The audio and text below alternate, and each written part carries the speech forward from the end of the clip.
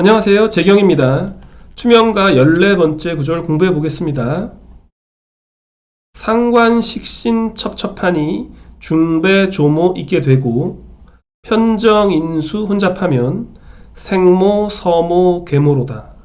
아무래도 시대적 배경이 있다 보니까 이런 복잡한 가족관계에 대한 구절이 있는 거예요. 제대로 한번 해석을 해볼까요? 상관식신 첩첩하니 십성으로 상관과 식신이 겹쳐져서 여러 개 있게 되면 그 결과 중배조모 있게 되고, 중배조모라는 것은 할머니에게 거듭해서 여러 번 절을 해야 한다 이런 뜻입니다. 이 말은 할머니가 여러 명이다 이런 뜻이겠죠.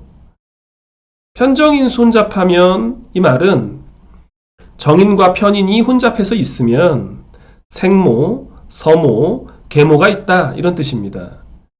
생모는 나를 낳아주신 친어머니, 서모는 아버지의 다른 여자, 계모는 우리 어머니가 안 계신 상태에서 들어온 아버지의 그 합법적인 부인 이런 뜻이 있죠. 내용 자체는 별로 어려울 게 없잖아요. 그냥 상관식신이 여러 개 있으면은 할머니가 여럿이고 정편인이 혼잡하면 엄마가 여럿이다. 아버지가 바람둥이였다. 이런 뜻입니다. 근데 사실은 이제 이 구절에서 좀 공부해 봤으면 좋겠는 거는 단지 이런 내용이 아니라 가족 관계에 대한 십성입니다. 나를 기준으로요. 가장 중요한 것은 나를 낳아준 어머니죠. 친어머니, 낳아준 어머니. 우리 낳아준 어머니를 사주상으로는 정인이라고 합니다. 정인의 정관. 이게 바로 아버지죠. 왜냐하면 정인은 나의 친어머니고 여성에게 정관은 남편이잖아요. 그래서 나의 아버지는 편제가 되겠죠. 십간으로 한번 예를 들어 볼까요? 내가 갑이다, 내가. 그렇다면 계수가 나의 정인이죠. 그리고 무토가 계수의 정관이 됩니다. 그러면 무토는 내 입장에서는 나의 아버지잖아요. 무토는 갑에게 편제니까요. 그래서 편제가 나의 친아버지를 뜻합니다. 그래서 모든 기준을 이렇게 가족관계를 계산하실 때는 나의 친어머니 정인을 기준으로 생각하시면 됩니다.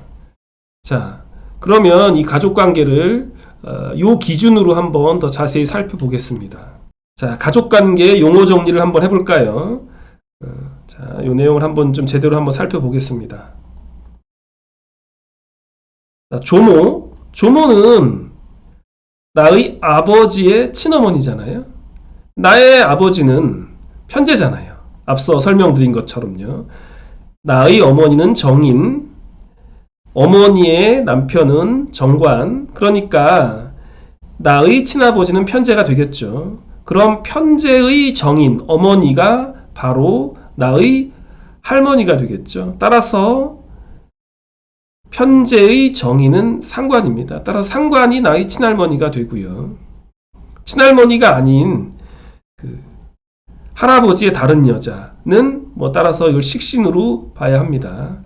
하지만 중요한 것은 최근에는 상관식신 공이 다 친할머니로 봅니다. 이게 중요한 거죠. 다만 이제 원칙적으로 정리하다 보니까 이렇게 말을 좀 했고요. 앞서 말씀드린 것처럼 나의 생모는 정인입니다. 그리고 서모, 앞에 서모라는 말이 나왔잖아요. 이 서자는 여러 서자인데요. 아버지의 다른 여자를 말합니다. 아버지의 첩. 그래서 편인으로 읽습니다. 계모는 아버지가 재혼해서 생긴 어머니니까요. 그래서 정인이 될 수도 있고 편인이 될 수도 있습니다. 그런데 말씀드리고 싶었던 부분은 근래에는 정편인 구분 없이 인수는 어머니, 또 어머니의 형제 자매와 친구, 여긴 당연히 인수로 볼 수 있겠죠. 그런데 아버지의 다른 여자까지도 인수로 봅니다. 아버지의 다른 여자는 내 입장에서는 어머니라는 거죠. 마음에 들진 않지만요. 그리고 이런 내용은 전반적으로 1960년대라고 하는 그런 지금으로부터 벌써 한 50년, 60년 전의 얘기니까 양해하고 들어주시면 감사하겠습니다. 자, 오늘은 추명가 14번째 구절 공부해 봤습니다. 다시 한번 읽어볼게요.